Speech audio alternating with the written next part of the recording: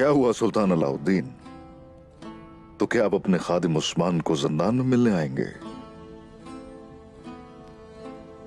ना हम उस्मान को खादिम समझते हैं और ना उस्मान हमें सुल्तान की नजर से देखते हैं। आप तो सिर्फ गद्दार हैं। सुल्तान, ऐसा नहीं है। रियासत को आपने ही वालिदा सुल्तान चला रही है। तमाम सिपाही उन्हीं की बात सुनते हैं, मगर आप इस बात को नजरअंदाज करते रहे।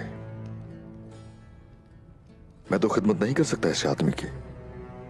नाइमान, जिसे आप गद्दार कहते हैं, वो आता है और हमारे तख्त की हिफाजत करता है। और क्या आप ये जानते हैं, वो रियासत के बागियों के खिलाफ लड़ता है। नाइमान हमारा दुश्मन है और आप हमारे दोस्त हैं।